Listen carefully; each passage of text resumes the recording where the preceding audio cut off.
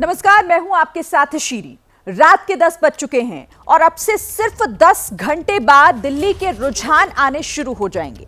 वैसे तो इस बार 70 सीटों पर 699 प्रत्याशियों की किस्मत ईवीएम में कैद हो चुकी है, लेकिन कुछ चेहरे ऐसे हैं जिन पर पूरे देश की निगाह टिकी हुई है। काउंटिंग से पहले किसके नाम की हवा चल रही है, इसे आपको समझाने की कोशिश करते हैं और शुरुआत करते हैं नई दिल्ली विधानसभा सीट से। अरविंद केजरीवाल, प्रवेश वर्मा और संदीप दीक्षित।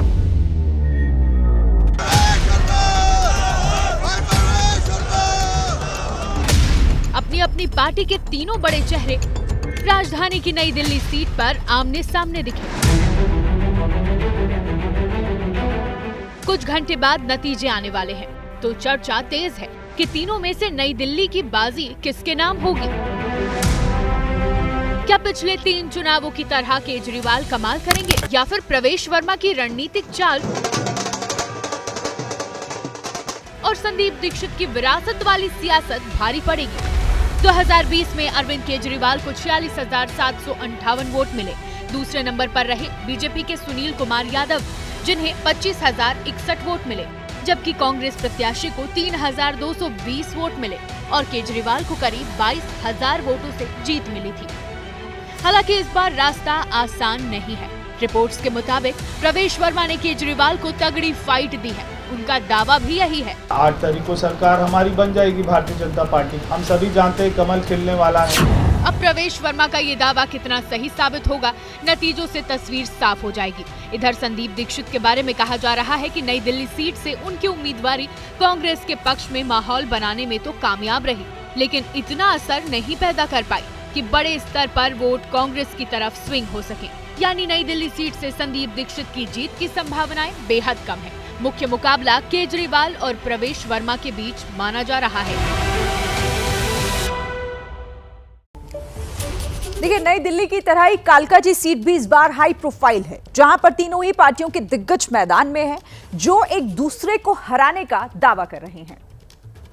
भारत माता की, भारत माता की। पार्टी के विधायक ये सबसे ज्यादा जोर हमें बच्चों की शिक्षा में। 2020 में जब आतिशी ने कालकाजी सीट से चुनाव लड़ा था, तब वो पार्टी की साधारण कार्यकर्ता थी, लेकिन अब हालात अलग हैं। इस बार मुख्यमंत्री के पद पर रहते हुए आतिशी चुनावी मैदान में थी और उनके सामने दो दिग्गज खड़े थे। बीजेपी ने पूर्व सांसद रमेश बिधूड़ी को उतारा, तो कांग्रेस ने पार्टी की महिला विंग की प्रमुख अलका लांबा को टिकट दिया। आतिशी के लिए खतरे की बात यह है कि 2015 में कालकाजी सीट पर जीत का अंतर 20,000 वोटों का था, जो 2020 में घटकर 11,000 तक हो गया। और अगर ये गिरावट ऐसी ही दर्ज होती रही तो इस बार आतिशी को बड़ा झटका लग सकता है। अभी रिजल्ट आया नहीं है तो उन्होंने हार स्वीकार कर ली है कि अब ये बाद में कहेंगे कि ईवीएम खराब हो गई थी, तो इसीलिए इसकी जांच होनी चाहिए। देश में ऐसा कब तक चलेगा जी? इस बात में कोई दो राय नहीं कि रमेश बिधूड़ी विवादित बयानों की वजह से सुर्खियों में रहते हैं, लेकिन उन्होंने अपना पूरा चुनाव आक्रामक तरीके से लड़ा। वहीं अलका लांबा इस सीट पर घटी हुई कांग्रेस की साख को मजबूत करने की कोशिश में नजर आईं। वैसे वोटिंग के बाद से चर्चा में मनीष सिसोदिया भी हैं, जिन्होंने इस बार सीट बदली थी, लेकिन जहां गए हैं वहां की राह भी आसान नहीं। मनीष सिसोदिया आम आदमी पार्टी में नंबर 2 के नेता माने जाते हैं। पटपड़गंज सीट से 3 बार विधायक बनकर न सिर्फ डिप्टी सीएम की कुर्सी पर बैठे, बल्कि शिक्षा मंत्री का भी जिम्मा संभाला। आम आदमी पार्टी दावा करती है कि मनीष सिसोदिया की नीतियों के चलते ही दिल्ली के सरकारी स्कूलों की सूरत बदली, लेकिन अब हालात अलग हैं। शराब घोटाले में जेल जाने के बाद मनीष सिसोदिया ने पहले मंत्री पद से इस्तीफा दिया और फिर पटपड़गंज की जगह जंगपुरा सीट से चुनाव लड़ने का फैसला किया। इसके पीछे 2 वजह थी। पहली वजह ये कि मनीष सिसोदिया ने 2020 में पटपड़गंज सीट पर सिर्फ 3200 वोटों के अंतर से चुनाव जीता था, जबकि जंगपुरा सीट पर आम आदमी पार्टी के प्रत्याशी ने 2020 में ही करीब 16,000 वोटों के अंतर से चुनाव जीता था। यानी जंगपुरा सीट आम आदमी पार्टी के लिए सेफ सीट की लिस्ट में थी। जंगपुरा से विधायक केजरीवाल जी का होना चाहिए। हालांकि इस बार आम आदमी पार्टी के लिए जंगपुरा की राह भी आसान नहीं है। 2020 में कांग्रेस के टिकट पर चुनाव लड़कर 13,000 से ज्यादा वोट हासिल करने वाले तरविंदर सिंह मारवा बीजेपी के टिकट पर चुनाव लड़े। इससे पहले तरविंदर सिंह मारवा इसी सीट से 3 बार विधायक भी रह चुके हैं। वहीं कांग्रेस ने फरहाद सूरी को टिकट दिया था।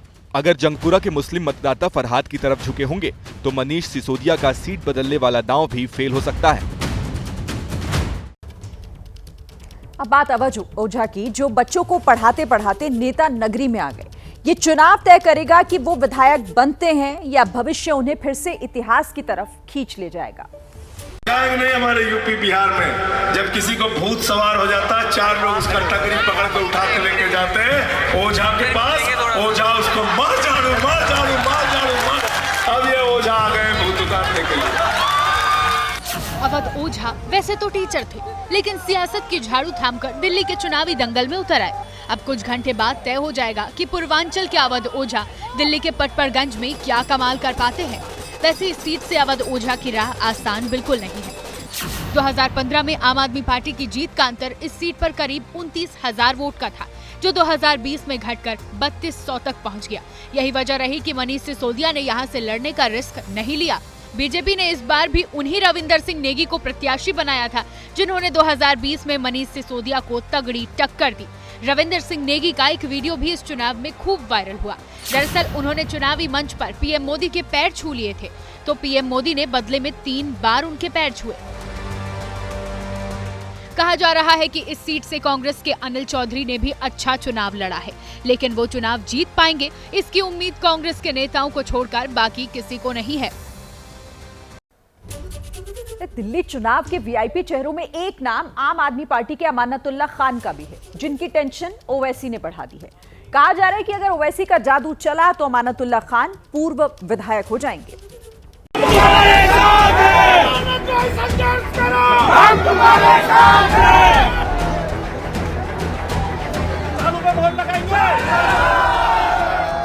आम आदमी पार्टी का बड़ा मुस्लिम चेहरा और दिल्ली वक्फ बोर्ड के अध्यक्ष अमानतुल्लाह खान, जो कि मुस्लिम बहुल ओखला सीट से चुनावी मैदान में थे।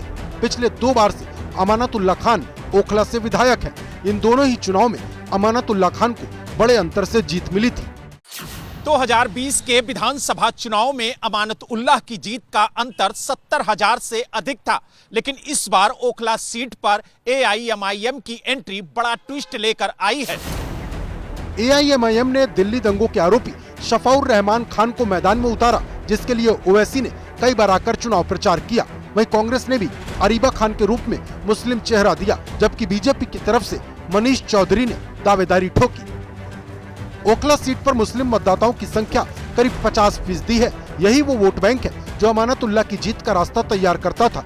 लेकिन मुस्लिम वोट पर कांग्रेस और ओवैसी की दावेदारी अमानतुल्लाह खान की मुसीबत बढ़ा सकती है, और अगर मुस्लिम वोटों का बंटवारा हुआ तो नतीजे चौंकाने वाले भी आ सकते हैं।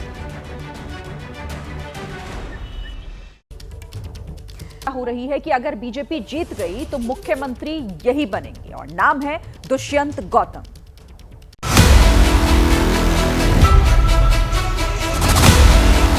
दिल्ली के दंगल में यूं तो कई सीटें हैं जहां बीजेपी का कमल पिछले कई चुनावों से नहीं खिला। इसी में एक सीट करोल बाग की भी है, जिसके चक्रव्यूह को भेदने के लिए बीजेपी ने पूर्व राज्यसभा सांसद और पार्टी महासचिव दुष्यंत गौतम को उतारा है। संगठनात्मक राजनीति से अपनी पहचान बनाने वाले दुष्यंत गौतम सीएम पद के प्रबल दावेदारों में से एक माने जा रहे हैं। इसकी एक बड़ी वजह यह भी है कि दुष्यंत गौतम दलित समाज से आते हैं। अनुसूचित जाति के लिए आरक्षित इस विधानसभा सीट पर आम आदमी पार्टी का 11 साल से कब्जा है।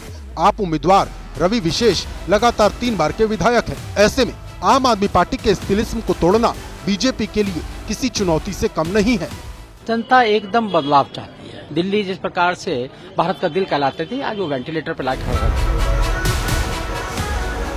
इस बार करोलबाग में कमल खिलाने के लिए बीजेपी ने एड़ी चोटी का जोर लगाया। सीएम योगी से लेकर अमित शाह और पुष्कर सिंह धामी जैसे दिग्गजों ने दुष्यंत गौतम के लिए प्रचार किया।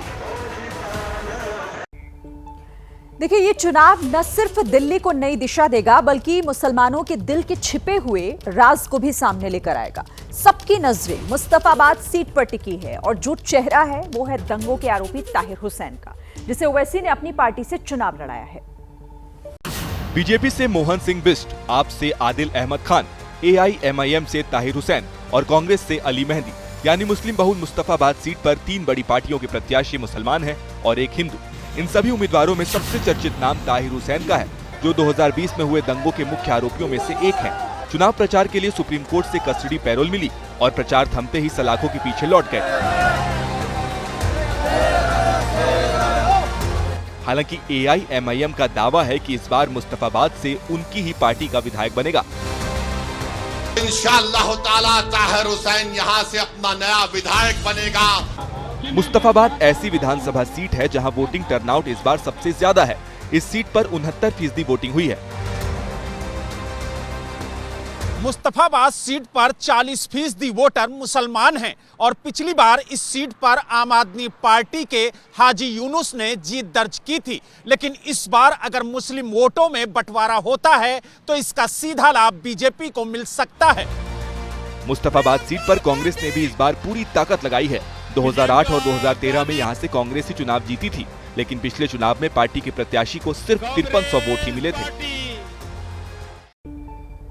देखिए, आम आदमी पार्टी के कई विधायकों की इस बार सीट बदली गई है। कई विधायक और मंत्रियों पर भ्रष्टाचार के आरोप लगे।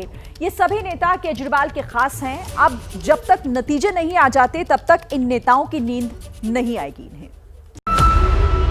बाबरपुर विधानसभा से गोपाल राय, शकूर बस्ती से सत्येंद्र जैन, मादेपुर से राखी बिडलान और ग्रेटर मालवीय नगर सीट से सोमनाथ भारती।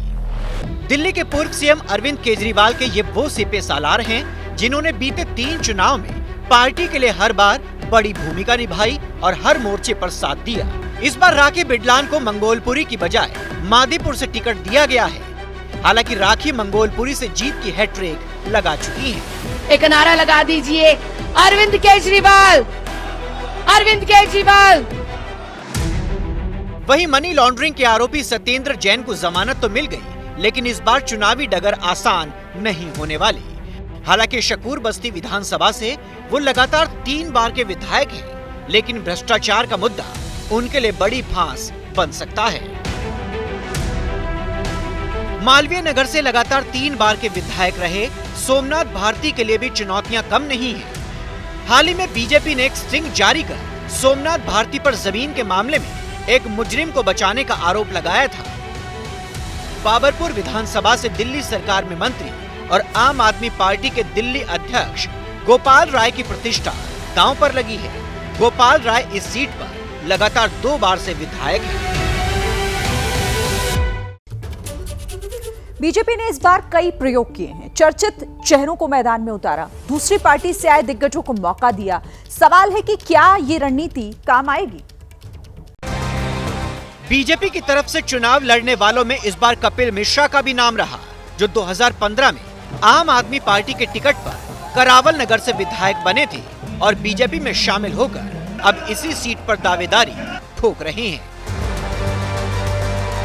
करावल नगर दिल्ली के उसी उत्तर पूर्वी इलाके में है, जहां 2020 में दंगे भड़के थे और कपिल मिश्रा के तीखे भाषण वायरल हुए थे। बीजेपी के वीआईपी चेहरों में कैलाश गहलोत का भी नाम है, जो आम आदमी पार्टी छोड़कर आए और बीजेपी ने उन्हें उस जाट बहुल बिजवासन सीट की जिम्मेदारी सौंपी, जहां 2 बार से आम आदमी पार्टी का कब्जा है। इस चुनाव में अरविंदर सिंह लवली के सामने भी अग्नि परीक्षा है। कांग्रेस छोड़कर बीजेपी में शामिल होने वाले लवली गांधीनगर सीट से चुनाव लड़ रहे हैं। लवली के लिए राहत की बात यह है कि 2020 में इस सीट पर कमल खिला था। बीजेपी के बड़े चेहरों में एक नाम विजेंद्र गुप्ता का भी है, जो रोहिणी से चुनाव लड़ रहे हैं। इसी सीट से वो 2020 में भी चुनाव जीते थे। इसके अलावा जनकपुरी से आशीष सूद और मोती नगर से पूर्व सीएम मदन लाल खुराना के बेटे हरीश खुराना की साख भी दांव पर लगी है। ये दोनों ही सीट पिछले 10 साल से आम आदमी पार्टी के कब्जे में है।